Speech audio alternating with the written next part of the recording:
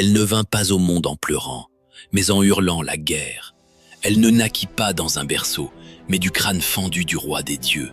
Armée, sereine, intelligente.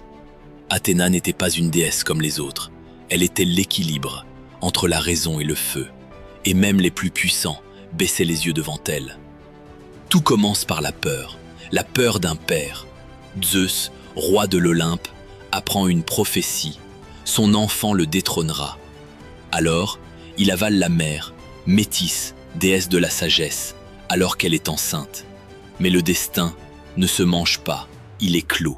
Un jour, Zeus est pris d'une douleur à la tête, une douleur comme jamais.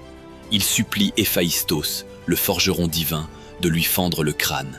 D'un coup de hache, le silence se brise. Une lumière jaillit, un cri résonne, et soudain, une silhouette émerge, casquée, en armure, brandissant une lance. Athéna, née du cerveau de Zeus, sage, forte, complète. Déjà, les dieux se taisent. Athéna n'était pas une déesse de la guerre brutale. Ça, c'était Arès, le chaos, le sang, la rage.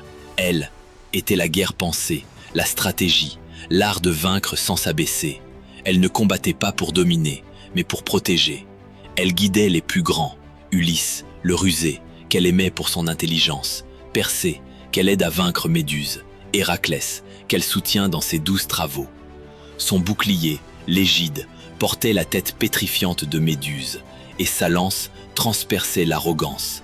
Elle incarne une chose rare, la force sans violence, le pouvoir sans cruauté, le féminin sans faiblesse.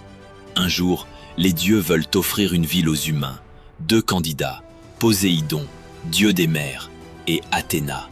Poséidon frappe le sol, une source jaillit, mais l'eau est salée, inutile. Athéna, elle, plante un rameau.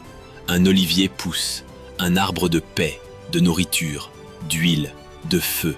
Les humains choisissent Athéna, et la ville s'appellera Athènes. Pas la force brute, la fécondité, l'avenir, voilà ce qu'elle offre. Mais Athéna n'était pas qu'une guerrière, elle était la gardienne des arts, de la philosophie, de l'architecture. Elle inspirait les bâtisseurs, les penseurs, les créateurs. Dans la tragédie de l'Orestie, quand le fils tue sa mère pour venger son père, c'est elle qui met fin à la chaîne de vengeance. Elle crée le premier tribunal populaire, elle fonde la justice, elle choisit la loi, pas le sang. Elle est l'esprit qui élève, pas la main qui punit. Athéna ne vit plus sur l'Olympe, mais elle est là, partout, dans les statues millénaires, les temples blancs brûlés par le soleil. Le Parthénon veille encore sur Athènes. Elle est dans les jeux vidéo, God of War, Assassin's Creed, dans les films, les livres, les séries. Elle est devenue symbole. De la sagesse dans les tribunaux, de la puissance dans les armées, de l'intelligence dans les écoles, de la stratégie dans les affaires. Athéna n'a jamais eu besoin d'un homme. Elle a été respectée seule par tous les dieux. Et aujourd'hui, elle inspire celles qui n'ont plus peur de diriger. Athènes existe toujours. L'olivier aussi, mais plus encore. Athéna vit dans chaque personne qui choisit la pensée avant la force. Les femmes stratèges, les diplomates, les architectes, les bâtisseuses d'idées, les médiateurs, tous ceux et celles qui protègent sans brutaliser, sont ses héritiers. Dans un monde d'impulsion, Athéna nous rappelle que le calme, la sagesse et la maîtrise sont les vraies armes des forts. Athéna, fille de personne, fille de tous, déesse de la guerre et de la paix, symbole d'équilibre, de réflexion et de puissance tranquille.